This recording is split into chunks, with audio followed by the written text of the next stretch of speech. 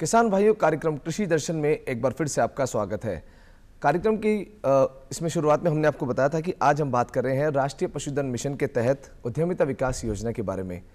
आज कार्यक्रम कृषि दर्शन के माध्यम से हमारे सभी जो पशुपालक भाई हैं और हमारे जो किसान हैं, आपके जहन में उद्यमिता विकास योजना के संबंधित जो भी सवाल हैं, उस हर सवाल का जवाब आज हम हमारी चर्चा में आपके लिए लेकर आए हैं। उस सवाल का जवाब आपके लिए आज इस कार्यक्रम के माध्यम से हम आप तक पहुंचाएंगे।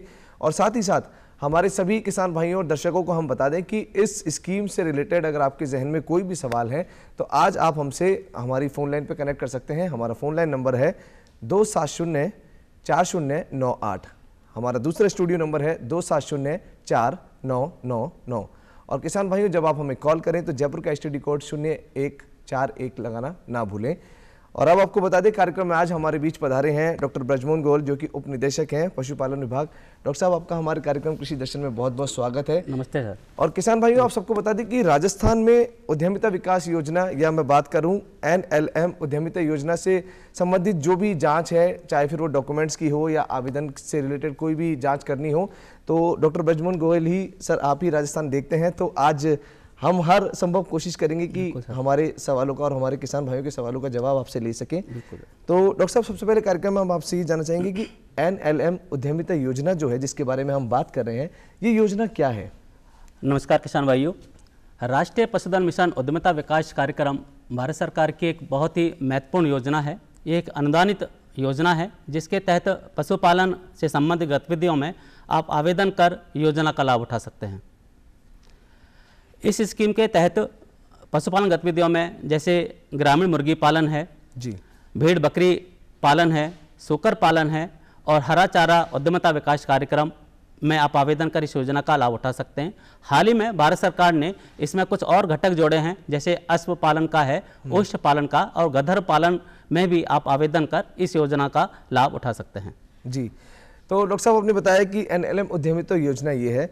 अब हम आपसे ये जानना चाहेंगे कि योजना के बारे में हमने जान लिया, लेकिन इस सरकार का जो उद्देश्य है इस योजना को लॉन्च करने के लिए, इस स्कीम को लॉन्च करने के लिए, वो उद्देश्य क्या है? हमारे पशुपालक भाई और हमारे किसान भाई आपसे ये जानना चाहेंगे। भारत सरकार का इसमें बिल्कुल क्लियर का मैंडेट है। उसका मुख्य उद्देश्य है कि जो रोजगार के अवसर उत्पन्न करना, बेरोजगारी की दर उसमें कम करना है, और ग्रामीण विकास भारत सरकार की प्राथमिकता है। इसी को ध्यान में रखते हुए जुलाई 2021 में भारत सरकार ने इस स्कीम का शुभारंभ किया है जी। डॉक्टर साहब, जैसे कि आपने कहा कि गांव में बेरोजगार दर को थोड़ा सा कम करने के लिए सरकार का मेन उद्देश्य है इस स्कीम को लॉन्च करना। और अब आपसे हम जानना चाहेंगे कि अब जैसे हमारे जो भी सवाल हैं, थोड़ा सा डिटेल में हम आपसे उसका सवाल ले पाएँ, मतलब उसका जवाब ले पाएँ। तो हमारा जो अगला सवाल है सर, कि NLM उद्यमिता योजना के क्या क्या लाभ हमारे जो पशुपालक भाई हैं या किसान भाई जो इस योजना से जुड़ते हैं या वो इसके लिए आवेदन करते हैं, तो इसके क्या क्या लाभ हैं, क्या लाभ उन्हें मिल सकते हैं? सर, जैसे मैंने आपको बताया कि ये एक अनुदानित स्कीम है, अनुदानित योजना है। इसके तहत आप अनुदान प्राप्त कर सकते हैं। जैसे मैंने आपको गतिविधियों के बारे में बताया, जैसे भेड़म बकरी पालन स्कीम है, इसमें आप जो मिनिमम जो आप जो फार्म लगा सकते हैं वो 100 मादा और 5 नर भेड़ बकरी कोई भी हो सकते हैं उसमें। ऐसे ही तो 100 + 5 के आपके गुणन में आप 200 + 10, 300 + 15, 400 + 20 और 500 + 25 तक के आप भेड़ बकरी का इसमें जो फार्म है लगा सकते हैं। जो इसमें जो अनुदान रहेगा वो कैपिटल, जो पूंजीगत लागत होती है, उसका अधिकतम 50% रहता है। वो जैसे 100 + 5 के लिए जो अनुदान की राशि है वो 10 लाख रुपए है। ऐसे 200 + 10 के लिए 20 लाख, 30 लाख, 40 लाख और 500 + 25 तक के लिए आपको 50 लाख तक का अनुदान आप इसमें प्राप्त कर सकते हैं जी। सेम इसमें जैसे सूकर पालन की बात करें तो सूकर पालन में आप 2 यूनिट का स्थापना कर सकते हैं, 50 मादा और 5 नर और 100 मादा 10 नर। जो इसमें जो अनुदान की राशि रहती है, जो 50 + 5 के लिए 15 लाख रुपए और जो 30 + 10 के लिए, जो 100 + 10 के लिए जो अनुदान की राशि है वो 30 लाख रुपए इसमें आप ले सकते हैं। सेम आप अगर बात करते हैं ग्रामीण मुर्गी पालन की, तो ग्रामीण मुर्गी पालन का आप लगभग 1000 मुर्गी और 100 मुर्गी से आप इसको पेरेंट्स फार्म की स्थापना करेंगे, इसमें हैचरी लगाएंगे, ब्रूडिंग फार्म करेंगे और इसमें जो सब्सिडी जो राशि है वो आप अधिकतम 25 लाख रुपए तक इसमें प्राप्त कर सकते हैं। चौथी जो स्कीम मैंने आपको बताई, चारा विकास उद्यमिता विकास कार्यक्रम है, उसमें जो अनुदान की राशि है वो अधिकतम 50 लाख रुपए है। इसमें आप साइलेज मेकिंग मशीन बना सकते हैं,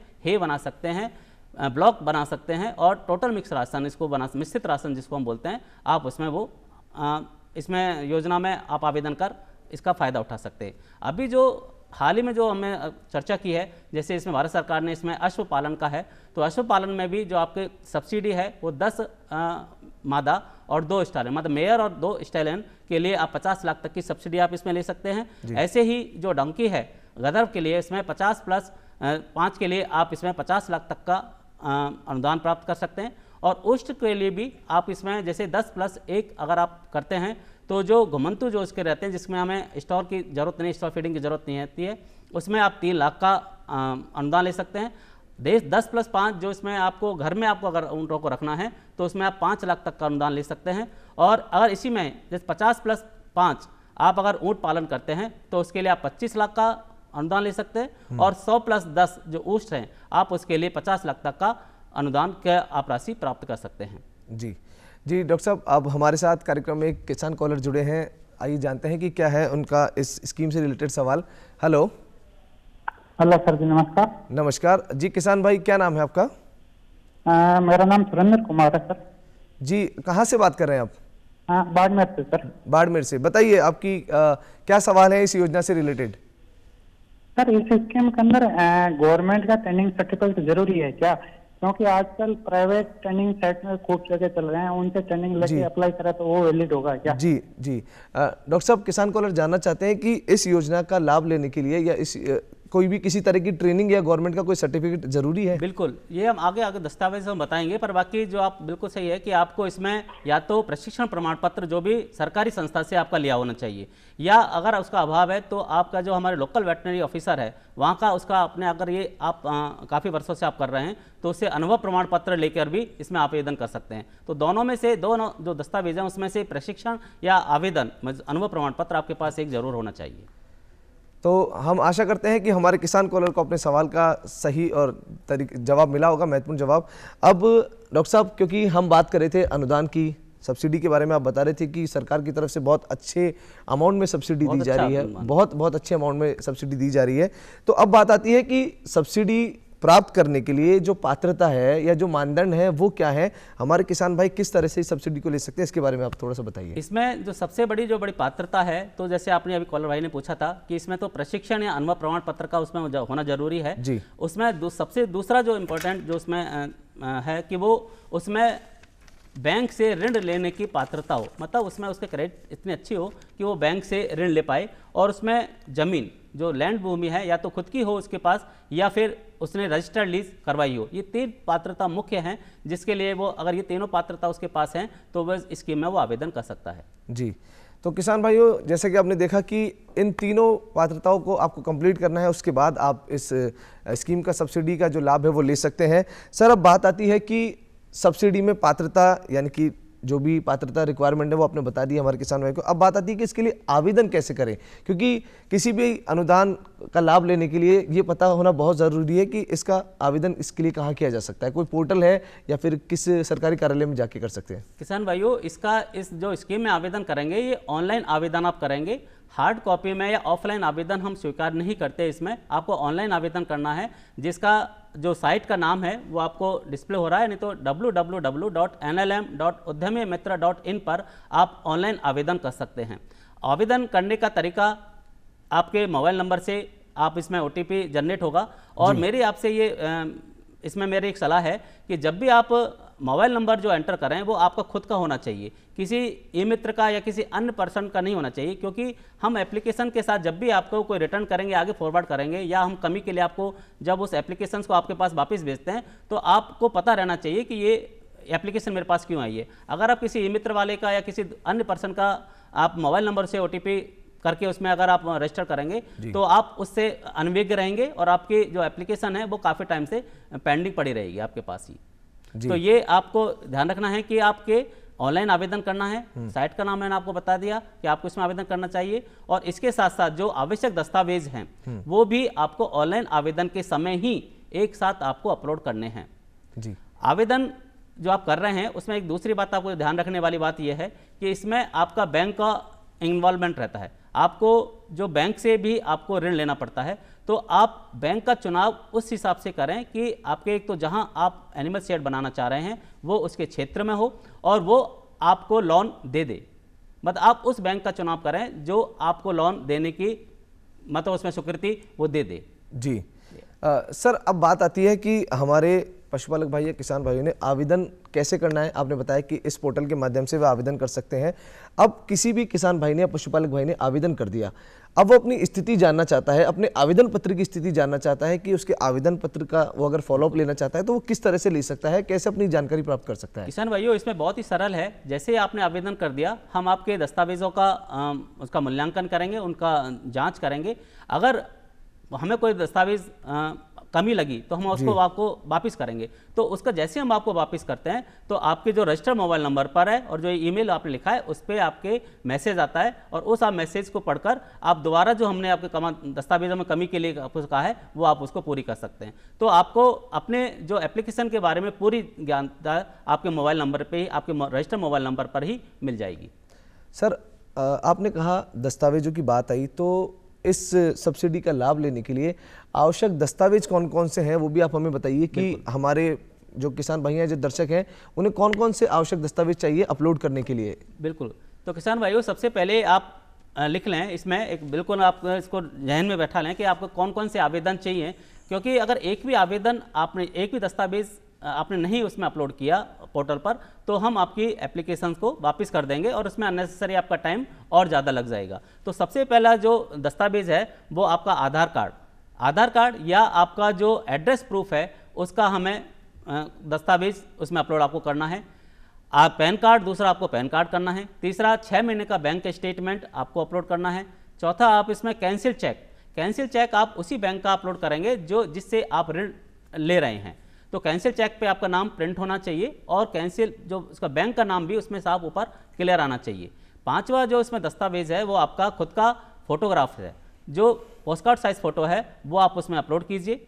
छठे आपका जो इसमें जो दस्तावेज हैं वो उसमें अनुभव प्रमाण पत्र या प्रशिक्षण प्रमाण पत्र। पहले मैंने कहा है प्रशिक्षण प्रमाण पत्र आपको किसी भी सरकारी संस्था से ही जो इशू किया हुआ है वो मान्य होगा। किसी भी प्राइवेट संस्था का जो प्रशिक्षण पत्र है वो इसमें मान्य नहीं होगा।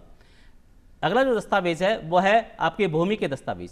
तो भूमि के दस्तावेज में आपका जमाबंदी आपको उसमें लगानी है, अपलोड करना है। और अगर जमाबंदी में आप आपके नाम नहीं है जमाबंदी में आपका नाम और किसी आपके परिजन से ले रहे हैं, किसी आप और किसी थर्ड पर्सन से आप अगर उसमें भूमि ले रहे हैं तो उसको हमें लगभग 6 साल के लिए कम से कम आपको उसे रजिस्टर्ड लीज आपको उसमें करवानी पड़ेगी।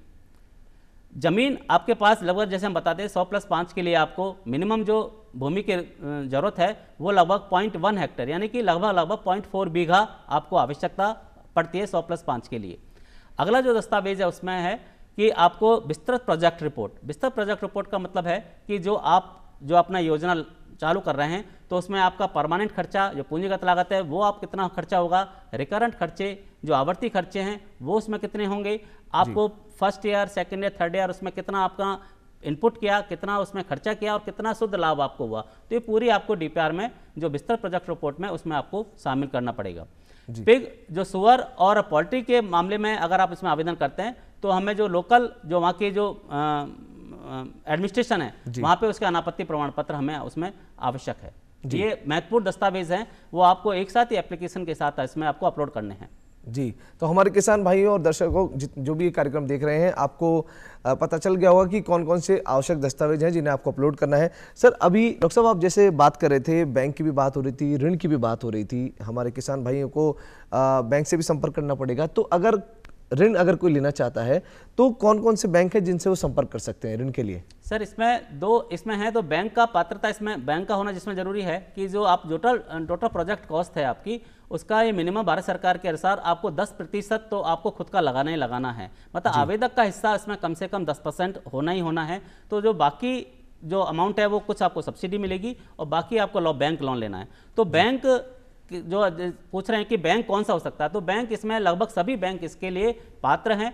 आप अपने वहाँ से जाके संपर्क कीजिए और आप इस स्कीम के बारे में बताइए कि इस स्कीम के तहत मुझे लोन लेना है, इतना लगभग मुझे लोन चाहिए, आप उसके लिए आवेदन कर सकते हो। इसमें जैसे आप एप्लीकेशन भरेंगे तो उसके ड्रॉप मेनू में जो जितने भी लगभग अधिकतर मैक्सिमम जो बैंक हैं उसमें जब कवर हो रहे हैं तो ये आप आवेदन कर सकते हैं। दूसरा इसमें एक महत्वपूर्ण बात यह है कि अगर आप बैंक से लोन नहीं लेना चाह रहे हैं, बैंक से लोन नहीं ले तब भी आप इसमें आवेदन कर सकते हैं, पर उसमें एक स्कीम, उसमें ये एक बाध्यता है कि सब्सिडी जो अनुदान की जो राशि है, जैसे अगर 100+5 के लिए जैसे हम एग्जांपल दें कि आपने 20 लाख का प्रोजेक्ट बनाया तो सब्सिडी आपको 10 लाख उसमें मिलेगी, पर जो सब्सिडी के अलावा जो 10 लाख रुपए राशि है उसके लिए आपको 3 साल के लिए बैंक गारंटी बना के आप हमें ओरिजिनल हमें आपको देनी पड़ेगी, SIA को देनी पड़ेगी। तो ये आपके कर सकते हैं, बैंक लोन से भी कर सकते हैं, और अगर बैंक लोन आप ना लेना चाहें तो आप सेल्फ फाइनेंस पे, स्वयं पोषित उस पर भी आप इसको कर सकते हैं। सभी बैंक इसमें एंटाइटल्ड हैं। आप जैसे एप्लीकेशन भरेंगे तो आपके क्षेत्र का सिलेक्शन करेंगे तो उसमें आपको बैंक का नाम आ जाएगा जी, तो वो बाय डिफॉल्ट वो सारे आते हैं सर, नाम उसमें आ जाएंगे। ठीक है सर।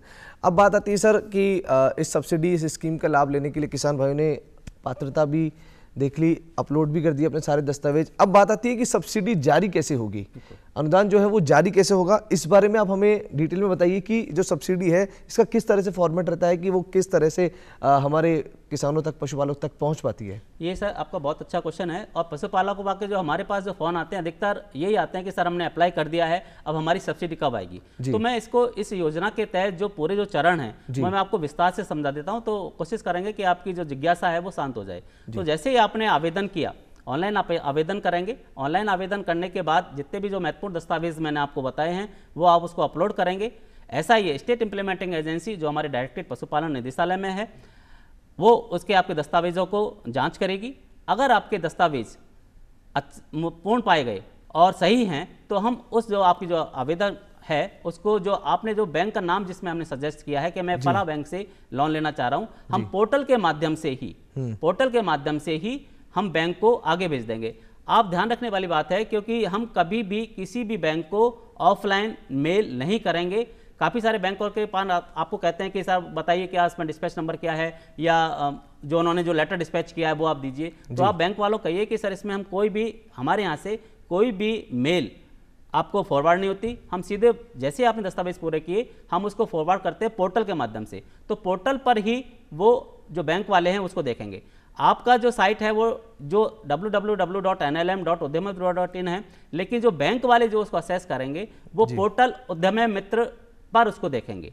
पोर्टल उद्यमी मित्र पे NLM को जिस क्लिक करेंगे, NLM क्लिक करते ही वो आपकी एप्लीकेशन उनको शो हो जाएगी। तो उसमें 2 एप्लीकेशन आती हैं, 2 ऑप्शन आते हैं, लैंडर एप्लीकेशन और लैंडर डिस्बर्समेंट। तो लैंडर एप्लीकेशन को जब क्लिक करेंगे तो वो आपकी फाइल उसमें शो हो जाएगी, और जो उनके आगे की जो कार्रवाई है वो उसको आपको करनी पड़ेगी। अब अगर ये तो तब है जब आपके डॉक्यूमेंट्स पूरे पाए गए।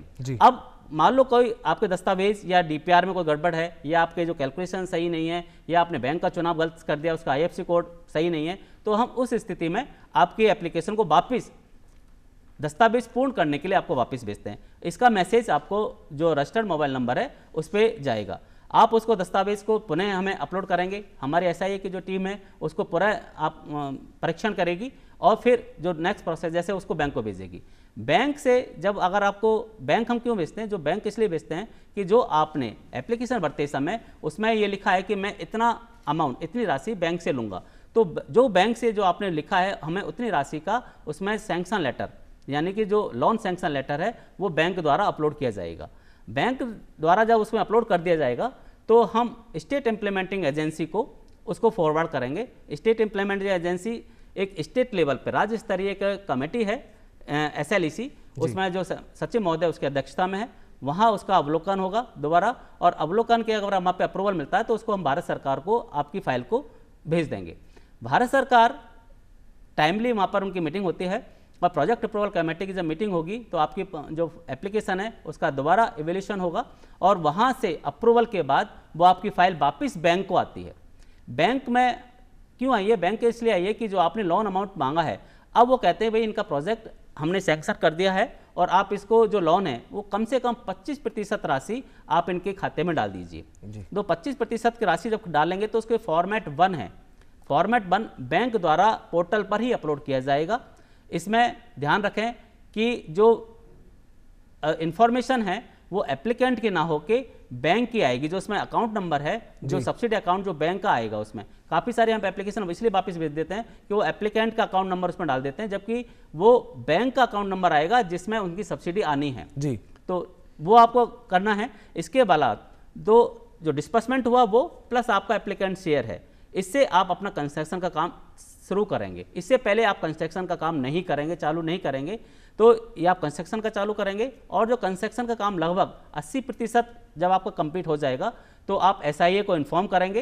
अपने फोटो मंगवाते हैं कि भाई आप बताइए कि आपका फोटो हो गया है नहीं हुआ, तो हम SIA को आप इन्फॉर्म करेंगे और हमारी जो SIA की टीम वहाँ फिजिकल वेरिफिकेशन के लिए आती है और वहाँ से हमारी रिपोर्ट के आधार पर हम भारत सरकार को आपको हमारी अनुशंसा भेजते हैं और आपको प्रथम सब्सिडी, जो सब्सिडी है इसको आपको 2 किस्तों में मिलती है। जैसे 10 लाख की है तो 5 लाख अब मिल जाएगी, कंस्ट्रक्शन करने के बाद आपको मिल जाएगी। और दूसरी किस्त आपको, जब आपने जो DPR में लिखा है कि 100+5 मेरे जानवर हैं, चारा कटर मशीन भी होनी चाहिए, साइलेज मशीन भी होनी चाहिए और जो मैंने बैलेंस मशीन, जो भी आपने जो विस्तृत प्रोजेक्ट रिपोर्ट में DPR में लिखा है वो आपने सब कुछ आपके प्रोजेक्ट स्थल पर है, तो आप हमें दोबारा SIA को इन्फॉर्म करेंगे। हमारी टीम फिजिकल वेरिफिकेशन करने जाएगी वहाँ पर और फिजिकल वेरिफिकेशन करने पर हमारी अनुशंसा से पहले, हमारे अनुशंसा के आधार पर आपको सेकंड सब्सिडी मिल जाएगी। लेकिन सेकंड सब्सिडी आपको कंस्ट्रक्शन मिलने से पहले आपकी जो बैंक से जो बाकी अमाउंट है, जैसे 25% तो उसने पहले डिस्पर्स कर दिया और उसका फुल जो अमाउंट, जो सैंक्शन अमाउंट है 75% है, उसके लिए फॉर्मेट 4 वो उसको अपलोड करना है बैंक को। इसके साथ साथ यूटिलाइजेशन सर्टिफिकेट उसको अपलोड करना है बैंक को और बेनिफिशियरी लिस्ट, यानी कि सेकंड सब्सिडी मिलने से पहले आपको बैंक से 3 डॉक्यूमेंट्स अपलोड करवाने हैं। एक तो फॉर्मेट 4 अपलोड करवाना है, यूटिलाइजेशन सर्टिफिकेट अपलोड करवाना है और आपको बेनिफिशियरी लिस्ट करना है। ये जब आप कर देंगे तब वो आपकी एप्लीकेशन हमारे यहाँ पेंडिंग बोलेगी और हम फिजिकल वेरिफिकेशन के लिए आएंगे और फिजिकल वेरिफिकेशन के बाद हमारी अनुशंसा पे आपको सेकंड सब्सिडी मिल जाएगी। अब आपको सेकंड सब्सिडी के बाद आपको एटलीस्ट 3 साल तक आपको उसमें रन करना है। 3 साल से हमारे हर 6 महीने में आपकी उसकी टीम विजिट करने आएगी और हमारी जो रिपोर्ट है, अगर आप इसमें इंटेंशनली आप इसके कुछ गलत करते हैं तो आपके खिलाफ लीगल एक्शन भी हो सकता है उसमें। जी डॉक्टर साहब, आपने बहुत विस्तार में बताया कि जो हर किसान और पशुपालक भाई के जहन में सवाल होता है कि सब्सिडी जारी कैसे होगी, तो आपने विस्तार से बताया कि इस तरह से इन चरणों में जो आपकी सब्सिडी है वो जारी होगी, वो सब्सिडी जो अनुदान है वो आप तक पहुंच पाएगा। डॉक्टर साहब, बहुत महत्वपूर्ण आपने जानकारी दी है कार्यक्रम में आज इस योजना, इस स्कीम से रिलेटेड। किसान भाइयों, हम आशा करते हैं कि आज का जो कार्यक्रम है वो आपको पसंद आया होगा और कार्यक्रम में इतनी महत्वपूर्ण जानकारी जो डॉक्टर साहब ने आप तक पहुंचाई है कार्यक्रम के माध्यम से, इस पूरी जानकारी का आप लाभ लेंगे। अगर आप कार्यक्रम कृषि दर्शन में हमसे जुड़ना चाहते हैं या कार्यक्रम के प्रति हैं आपके कोई सुझाव, तो आप पत्रों के माध्यम से हमसे जुड़ सकते हैं। हमारा पता है कृषि दर्शन, DD राजस्थान, दूरदर्शन केंद्र, झालाना डुंगरी, जयपुर। आप हमें ईमेल भी कर सकते हैं। हमारा ईमेल एड्रेस है krishidarshanjaipur@gmail.com। डॉक्टर साहब, कार्यक्रम कृषि दर्शन में पधारने के लिए और इतनी महत्वपूर्ण जानकारी हमारे सभी किसान भाइयों और दर्शकों तक पहुंचाने के लिए आपका बहुत बहुत धन्यवाद। धन्यवाद।